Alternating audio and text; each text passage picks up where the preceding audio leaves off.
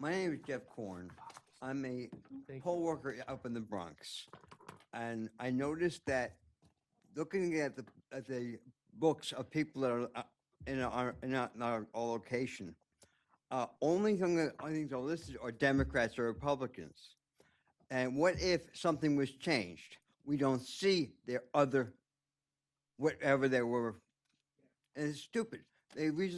Everything should be there, and if they're a Democrat, they vote Democrat. If they're a Republican, they vote Republican. At least they would know they're registered. We don't know that they're registered. They think they're not registered, and it's dumb. One other thing about elections that is very important, and it happened very badly with this particular election. There were two candidates, uh, six people for Hillary and four for Bernie, and on total of 10, and you got up to six. So why couldn't they have the other two being no name? So at least it'd be 6-6, even. Also, there is no way to contact your poll location of what you're going to vote for until you get in there.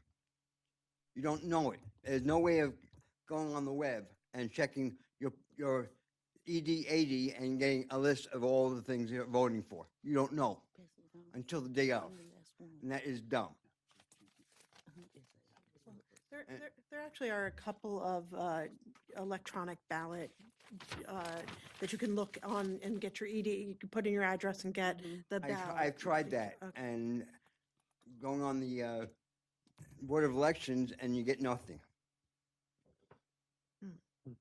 And that's a big problem. I think that you're right about the confusion about the number of delegates and like Right. what you were actually voting for when you voted for those names that were those list of delegates. That was very confusing. I do It agree. was, but people didn't understand. Yep. And especially if you had people. My poll location was half staffed.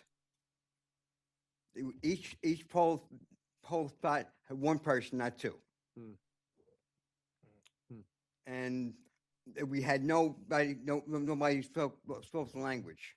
If they had a problem with Spanish, they asked the policeman outside to help them out. It's not right. No.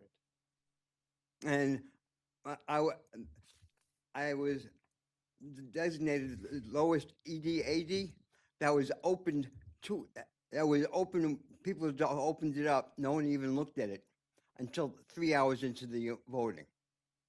Even wrote down what that was, because it was too short of hand. I was outside putting on the things from outside. It was a lot of dumb things. I don't recall The offhand. audience. Because it was it was not my normal poll site. As a result, I had to do an absentee ballot because it was too far away for me to go to my normal poll site. I just wanted to add about the understaffed poll sites. Do you want to come up and speak into the microphone? She already testified. I know, but she's addressing your question. Probably knows the exact same thing I do. About the understaffed poll sites, it was a problem at my poll site too. And I believe that the reason for this is that the notices to work for the primary were sent out less than 2 weeks before the primary. I received mine less than 2 weeks before the date. It's an off-cycle date, so a lot of the poll workers weren't available. When you get your notice to work, you're not required to confirm that you're going to work. Wow. So the Board of Elections had no idea how many people were going to show up on that day. Right. The process is that there are extra poll workers sent to the central boards of election, but you have to wait until the coordinator notices that people haven't arrived. Right. The coordinator calls in for more people Yeah, we get. who then get dispatched by car service, which takes a couple of hours. That early morning voting period is over by then. People who had to vote on their way to work can't vote later on in the day, have missed their chance to vote. It would be, They have to send out the notices to work sooner, and they have to require that poll workers confirm whether they're going to work or not. So there's lots and lots of what we call business process problems. Is there anybody else who'd like to testify?